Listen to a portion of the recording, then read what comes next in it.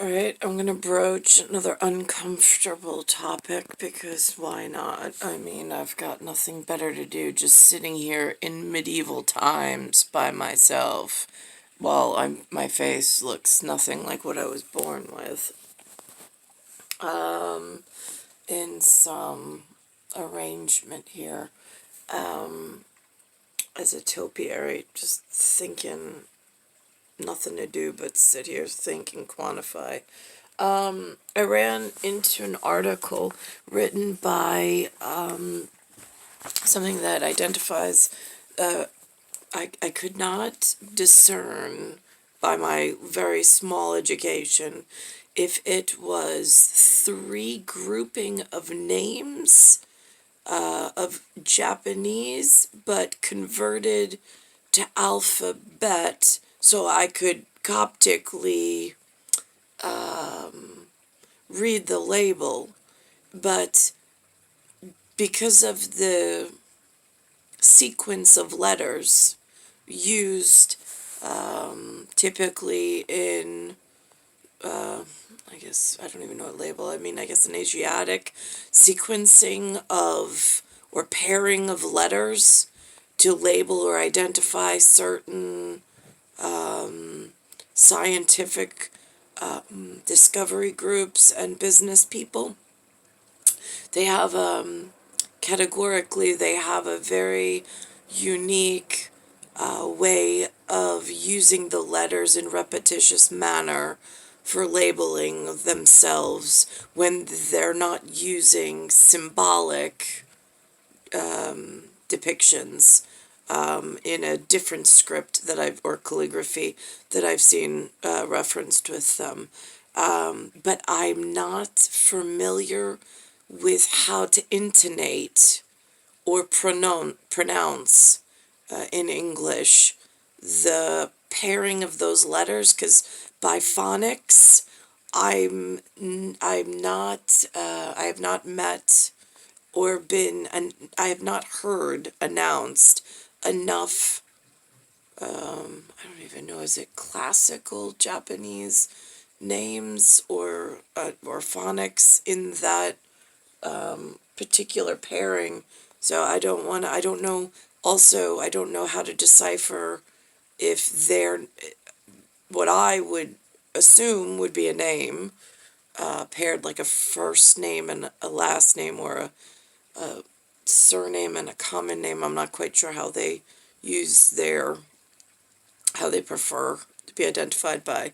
But anyway, so the article, I'm just not pronouncing the name just because I don't want to insult anybody, but I also don't know if it's a personal name or if it's a group name. But it did identify as Japanese discovery, or brought forward or documented, perhaps is a better way to say. So I wrote, it's October 23rd, 2021. I wrote this on Facebook. I found an article referenced quantification of the properties of organic molecules using core loss spectra as neural network descriptors. And this was put forth by something in the advanced intelligence systems. It had a DOI reference number. I'm not quite sure how that works either. I think it's for the exact thing that I'm describing. I don't want to insult anybody by any means, but I also don't know how to honor them in the right method because I haven't been educated outside of this small system where I'm in like this hole over here without a square of my own. So for me, then I took that little piece of an article after I skimmed it for Coptic pop-outs, and then I cross-referenced it with a different one where it says after the pandemic, and it has these red dots just kind of floating randomly in what looks like a room, but not like this. I mean, this perhaps measurement. It had windows, and it had a table with some chairs. Again, nondescript. I mean, I guess they call it discrete without labels in it, but just red dots floating. So it looked like it was a human enclave at some point or some meeting place for humans. But then all of a sudden there's just red dots floating. It says after the pandemic, whatever. I use that to correlate with like almost the last time Mark and I got together in some Hamptons, I don't know, seafoam green color on the walls, the only way with a white whatever like this was. It's almost like the fuse box went off. Like if you ever had a house that had fuses, they're round and they used to burn out. But that's when there was a physicality, power-mounted surge of some sort before electric got more sophisticated, and more unconditioned.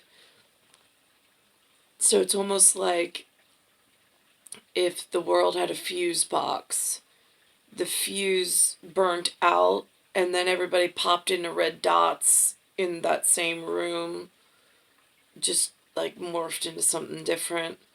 And then there were some nano calibrations on micron level. And then it went from like an early where there was not quite as many linear fashions of vertical rows to all of a sudden we straightened out some lines in section, but when it got to midsection it had increased in the volume, or I don't know, the nanometer, but then it went to mature. I don't know how. I don't know the time frame between mid to mature, but also cross-language, linguistically mature tends to mean good things, but it's not when we're talking about this one particular issue of growing exponential problems in an unconditioned, electrified way. It's more dangerous to grow more. Okay, now here's the other thing.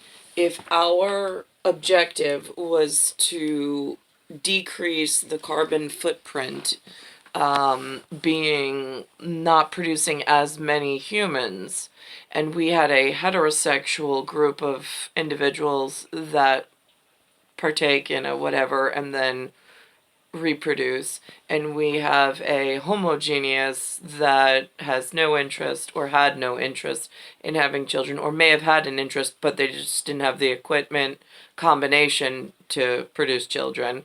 That was set up, and we were having problems with numbers with that setup.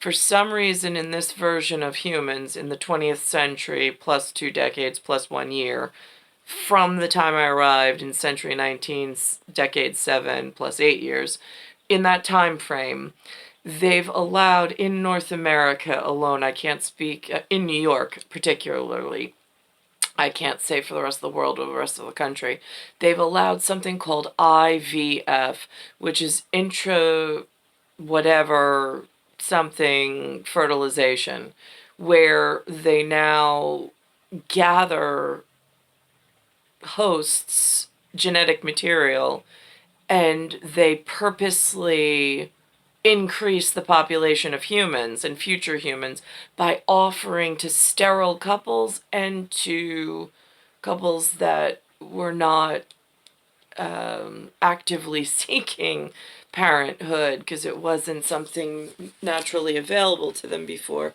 They're now increasing the carbon footprint by doing this. I know this seems like a great thing, like, oh, how great, but it's really just dangerous on quantifiable effects of we're already at capacity, and now they're finding new political ways to derail the entire machine and system and throw us into catastrophe and massive hemorrhaging. And I don't understand why these things are not taken more seriously and why they're not shut down before they even begin or take hold. Because it's been addressed on the news I know I've visited a fertility clinic, we'll call it research at the moment, and it is an available science to the local New Yorkers in the downstate New York area. I did not go research the rest of the country, but I have heard it on the radio as advertising and on local broadcast.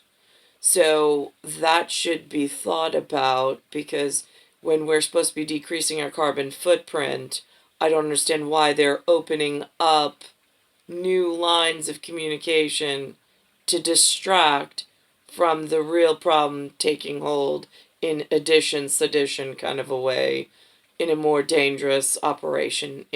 I can only speak from New York from what I can visually see. And so that happened. I'm in Bayside Station, Bayside, New York, 11361. It's Earth, solar system, Milky Way universe, galaxy is broken. And I'm just trying to think of the other ramification of that.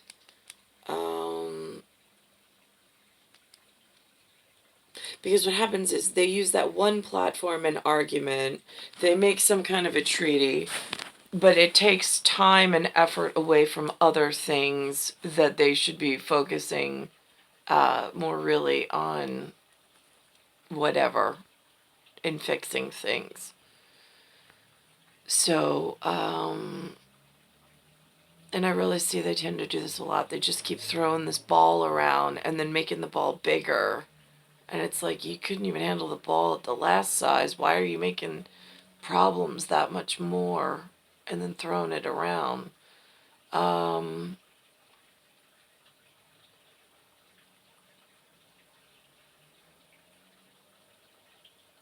Yeah, I'm going to leave it at that for the moment. Star 1978, Star 8378, Nicole Cattaruzza.